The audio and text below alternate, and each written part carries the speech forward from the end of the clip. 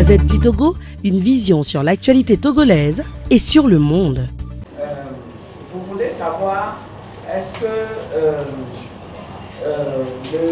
le processus électoral a été arrêté depuis, comme l'aurait laissé entendre M. Bawara hier. Vraiment, nous nous demandons toujours pourquoi ce régime a fait du mensonge une stratégie pour gouverner ce pays. Le processus électoral s'est poursuivi en dépit des recommandations que le facilitateur ghanéen avait déjà faites dans ce sens.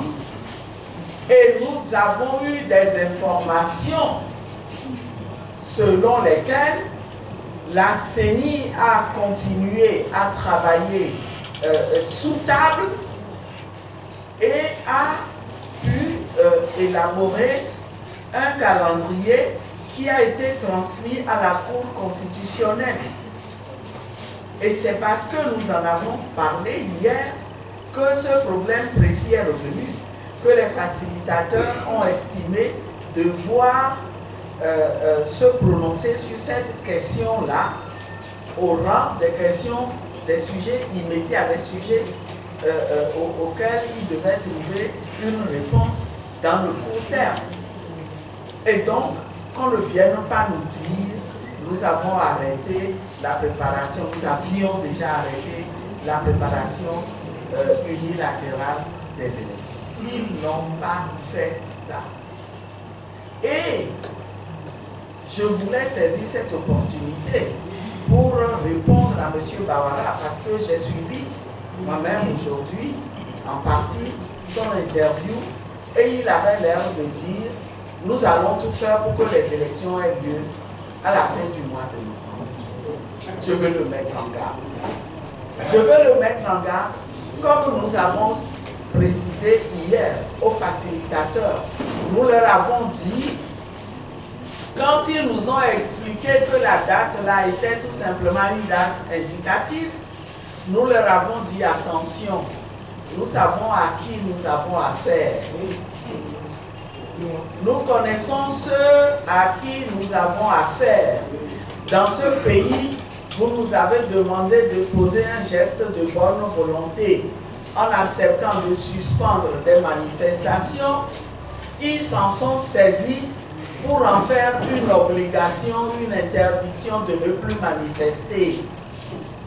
Nous ne voulons pas qu'ils en fassent, qu'ils fassent du fait que vous avez donné une date indicative, qu'ils transforment ça en une obligation d'organiser des élections avant fin novembre. Et c'est ce qu'ils essayent de faire déjà. Nous le mettons en garde. Vous voyez très bien que dans le communiqué, il ressort de ce communiqué que nous avons, dans un premier temps, trouvé curieux que les facilitateurs aient pris la décision de demander qu'on suspende la préparation unilatérale des élections, mais que dans le même temps, on indique une date. Nous avons attiré leur attention là-dessus.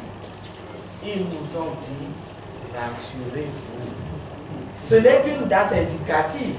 En RDC, est-ce qu'on n'avait pas donné une date pour l'organisation des élections qui remonte à 2017? Nous sommes en 2018. Est-ce qu'on a organisé des élections? Nous faisons ça tout simplement parce que, en tant que responsables, nous ne pouvons pas vous dire suspendez le processus de préparation et puis ne rien faire pour vous encourager à avancer. C'est pour ça que nous avons cru devoir donner une date.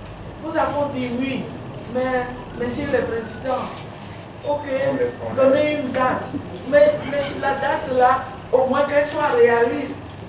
Ils nous ont demandé, quand vous parlez de date réaliste, quel délai il faut selon vous pour organiser des élections. On a dit, mais le minimum, c'est 9 mois. C'est 9 mois.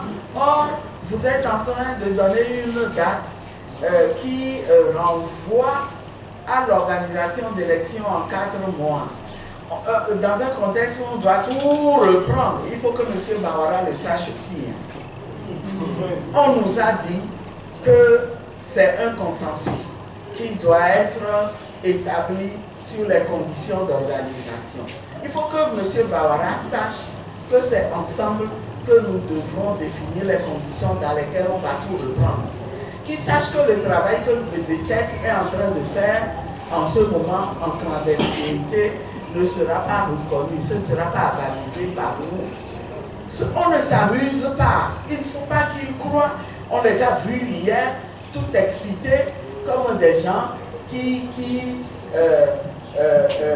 se croient en position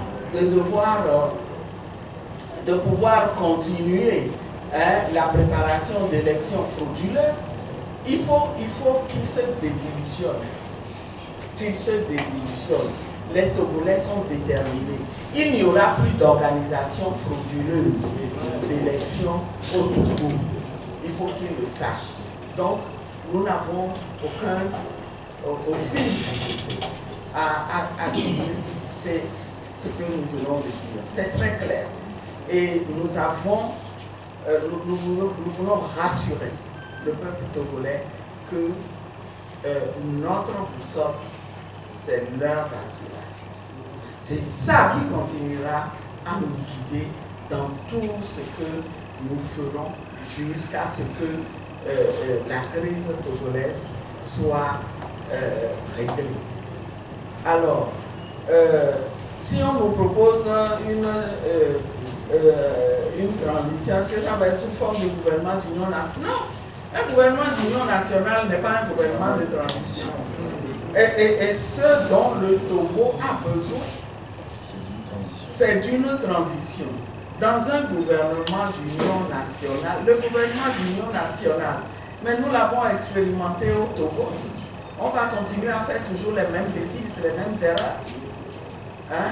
On a pu se tromper par le passé, comme on a fait au lendemain de l'APG. Au cours de l'APG, nous étions tous d'accord qu'il fallait un gouvernement d'union nationale pour appliquer l'APG. Mais les Togolais ont vu comment, au sein du gouvernement national, les forces démocratiques n'ont pu rien faire pour que les décisions de l'APG soient mises en place avant la fin du gouvernement d'union nationale. Nous avons vu tout ce qu'il y avait comme pesanteur de l'intérieur. À qui ils vont vendre encore cette formule de gouvernement d'union nationale?